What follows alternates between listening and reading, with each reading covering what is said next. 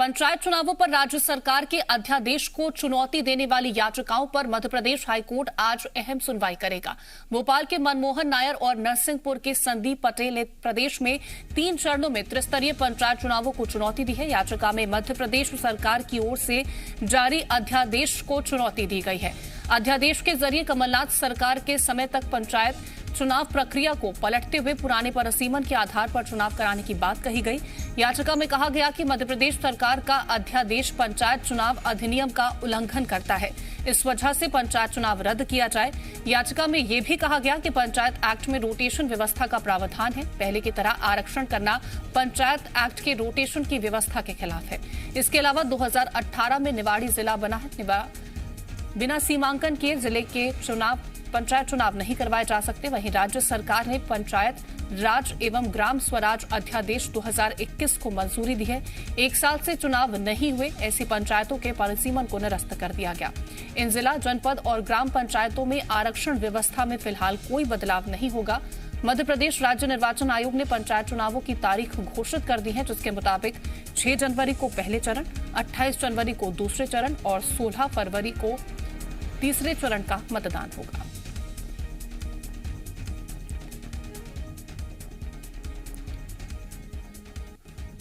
तो तमाम जानकारियों के साथ प्रमोद हमारे साथ जुड़ रहे हैं। प्रमोद, देखिए, जिस तरह से चुनावी की तारीखों का ऐलान कर दिया गया, पंचायत चुनावों की तारीखों का ऐलान, उससे पहले भी हमने कई तरह की ऐसी बातें सुनी, कई तरह से ऐसी बातें रखी गई, चाहे वो कांग्रेस हो या फिर अन्य विपक्षी दल हो, उनकी तरफ से कहा गया। लेकिन अब जो याचिकाएं दायर की गई हैं कोर्ट में, आज उनको लेकर के सुनवाई होगी। वो तमाम याचिकाएं, चाहे वो किसी पार्टी की तरफ से दायर की गई हो या फिर किसी व्यक्ति विशेष की तरफ से।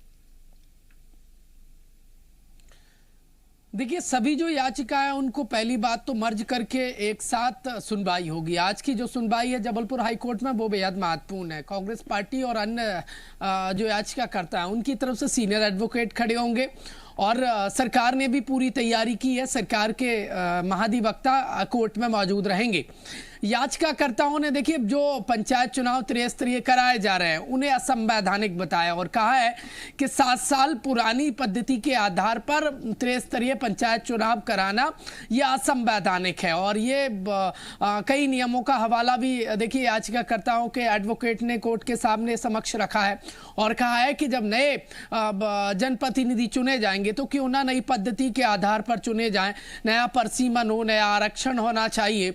और ये बेहद जरूरी भी है क्योंकि सरकार ने, देखिए, जिस पद्धति से त्रिस्तरीय चुनाव कराने का जो फैसला, या हम कहें तो जो नियम पारित किया है, वो ये है 2014 के आधार पर, पद्धति के आधार पर मध्य प्रदेश में पंचायत त्रिस्तरीय चुनाव कराने का फैसला लिया था और उसी को चुनौती हाईकोर्ट में दी गई है।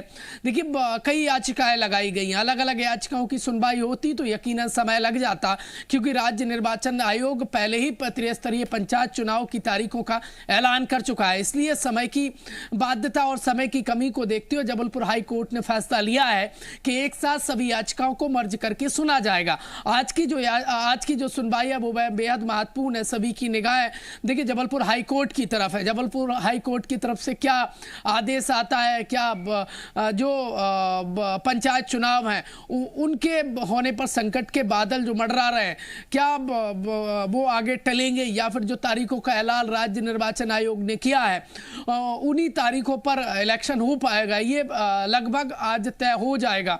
आज की जो सुनवाई है वो बेहद महत्वपूर्ण है। कांग्रेस पार्टी लगातार विरोध कर रही है जिस पद्धति 2014 के आधार पर जो त्रिस्तरीय पंचायत चुनाव कराने की जो तारीखों का ऐलान हुआ है उसका विरोध करते नजर आ रहे हैं। और यही वजह है कि पूरी, देखिए, स्टडी के बाद और तमाम जो नियम हैं उनको और नियमों के जानकारी लेकर जो याचिकाकर्ता हैं वो अब कोर्ट की शरण पहुंचे हैं और आज की जो सुनवाई है वो बेहद महत्वपूर्ण है। प्रमोद, जिस तरह से असंवैधानिक करार दिया जा रहा है इन याचिकाओं में, कहा जा रहा है कि जिस तरह से आरक्षण की प्रक्रिया को नहीं फॉलो किया जा रहा है या 7 साल पहले की जो आरक्षण प्रक्रिया है उसको फॉलो किया जा रहा है, तो क्या माना जाए अगर पेच फंसता है तो कहीं ना कहीं जो डेट्स है वो आगे शिफ्ट हो जाएंगी, और क्या पेच फंसेगा?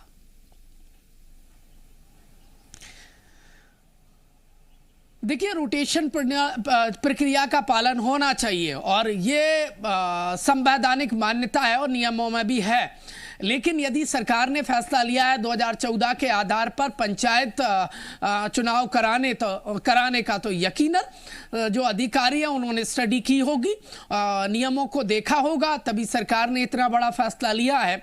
और विपक्ष और जो सीनियर एडवोकेट का पैनल हाई कोर्ट गया है, तो यकीनन उनके अपने दावे हैं, लेकिन देखने वाली बात यह होगी कि आज कोर्ट के सामने एक वो पक्ष जो याचिकाकर्ता का पक्ष है और उसके सीनियर एडवोकेट हैं, और सरकार अपना पक्ष रखेगी।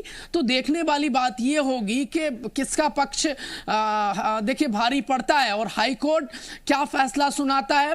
जो संकट के बादल मंडरा रहे हैं, पंचायत चुनाव जिन तारीखों का ऐलान राज्य निर्वाचन आयोग ने किया है, उन पर हो पाएंगे या नहीं हो पाएंगे वो आज लगभग साफ हो जाएगा। बेहद महत्वपूर्ण सुनवाई है, लेकिन एक बात साफ है कि रोटेशन प्रणाली का पालन होना चाहिए। ये बार बार देखिए इस नियम का हवाला सरकार भी देती रही है, विपक्ष ने भी दिया है और कई जो जानकार है वो भी देते हैं, लेकिन सरकार का जो फैसला है उसको चुनौती हाई कोर्ट में दी गई है। और आज की जो सुनवाई है, दलीलें दे सकती है कि किस वजह से आरक्षण की प्रक्रिया जो है उसको रोटेशन प्रणाली के अनुसार क्यों नहीं किया जा रहा, या फिर क्यों 2014 के अनुसार सरकार कराना चाहती है, तो सरकार क्या कुछ दलीलें रख सकती है?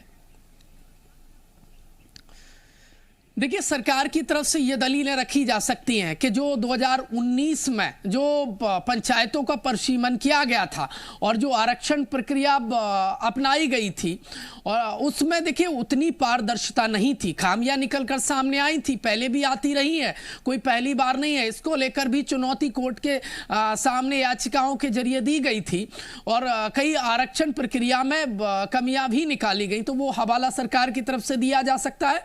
परिसीमन को लेकर भी कई लापरवाही बरती गई थी, तो ये बिंदु रखे जा सकते हैं। और समय की बाध्यता थी, ऑलरेडी देखिए 2 साल इलेक्शन लेट हो गए, और ऐसे में यदि परिसीमन नए सिरे से कराया जाता और आरक्षण प्रक्रिया होती तो मध्य प्रदेश में 23,000 से ज्यादा पंचायतें हैं, जनपद पंचायतें हैं, और जनपद जो सदस्य का एरिया होता है वो, और इसके अलावा जिला पंचायत सदस्य और अध्यक्ष का हालांकि पदों का आरक्षण हो रहा है, लेकिन बाकी सबको यदि हम देखें तो इस प्रोसेस में लंबा समय लग सकता था।